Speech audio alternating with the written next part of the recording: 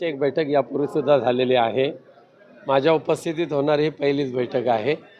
साहजिकच आहे, जिल्ह्यातील शिवसेना संघटनेचं काम अधिक गतीने करणं, चांगल्या पद्धतीने करणं आणि जे इतर पदाधिकारी आहेत त्यांच्या काही सूचना असतील ते ऐकून घेणं आणि पक्ष बळकट करणं ह्या उद्देश तर आहेत।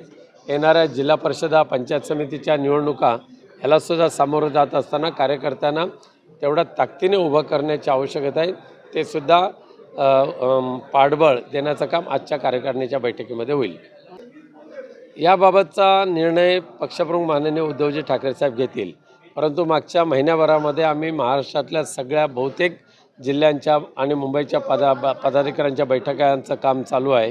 या प्रत्येक बैठकीमध्ये सर्व पदाधिकाऱ्यांचं असं म्हणणं असतं आणि ते विनंती करतात पक्षप्रमुखांना कोणत्या यावेळेला ज्या निवडणुका येतील त्या स्वबळावर लढवा अशा पदाधिकाऱ्यांची विनंती असते।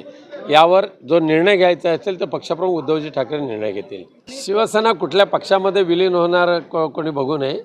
नाही, त्या शिवसेनेची भाजप होऊ शकली नाही तर शिवसेनेची काँग्रेस काय होणार आहे? बघा, चिपी विमानतळाची चिपी ते मुंबई ही विमानसेवा 26 ऑक्टोबरपासून बंद झालेली आहे। अद्यापही नारायण राणेंना त्याची जाग आलेली नाही, हे सिंधुदुर्गचं दुर्दैव म्हटलं पाहिजे।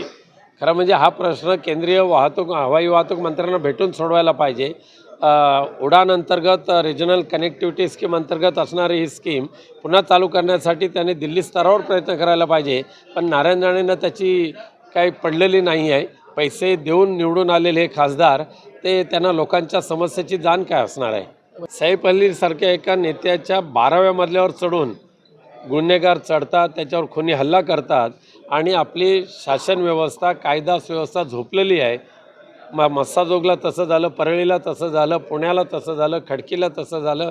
अख्खा महाराष्ट्र आता ह्या गुन्हेगारी प्रवृत्तीने काबीज करून टाकला आहे काय, आणि त्याला कायद्याची कोणती भीती राहिलेली नाही।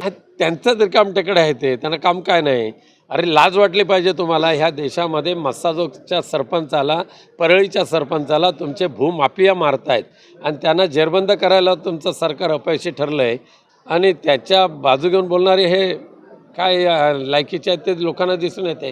त्यांच्या अकलेची कीव करावीशी वाटते खासदारांच्या, कारण वैभव नाईकांनी चिपी विमानतळाचा मुद्दा ज्या तडफदारपणे मांडला त्या भावनेची दखल न घेता घराला टाळं ठोकण्याची भाषा करणारे नारायण राणे या पृथ्वीतलावरचा एकमेव नाकामयाब ठरलेला खासदार म्हटलं पाहिजे। 4G सेवा त्याच वेळेला सुरू झालेली आहे। 185 टॉवर जे मंजूर करून घेतले तेच 4Gचेच आहेत। एक दुर्दैव आपल्या सिंधुदुर्गाचं की असा झोपाळू खासदार, निद्रिस्त अवस्थेत असलेला खासदार नारायण राणेंच्या रूपाने सिंधुदुर्गाला जिल्ह्याला मिळालेला आहे। धन्यवाद।